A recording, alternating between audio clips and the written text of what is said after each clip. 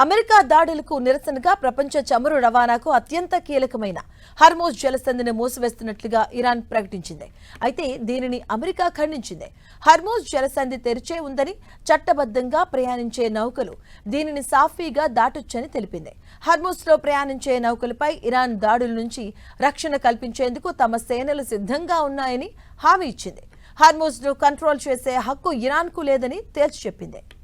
అయితే ఓవైపు Hormuz జలసంధిని మూసివేసినట్లు Iran, మరోవైపు హర్మోజ్ తెరిచే ఉందన్న అమెరికా పరస్పర విరుద్ధ ప్రకటనలతో ప్రపంచ దేశాల్లో గందరగోళం నెలకొంది. అమెరికా, ఇరాన్ దాడులతో ఈ జలసంధిలో నౌకాయానానికి మళ్లీ ఆటంకం ఏర్పడింది. ఈ జలసంధి గుండా ప్రయాణించే నౌకలపై ఇరాన్ దళాలు దాడులు చేస్తున్నాయి.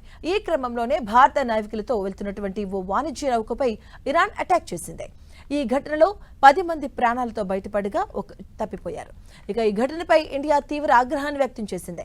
అమెరికా, ఇరాన్ దౌత్య చర్చల ద్వారా సమస్యలు పరిష్కరించుకోవాలంటూ సూచించింది. అంతర్జాతీయ జలాల గుండా వెళ్లే నౌకలపై దాడులు చేయడం సరికాదని ఇరాన్కు చురకలంటించింది. అంతర్జాతీయ జలాల్లో నౌకాయానానికి ఎలాంటి ఇబ్బందులు కలిగించకూడదని హితవు పలికింది.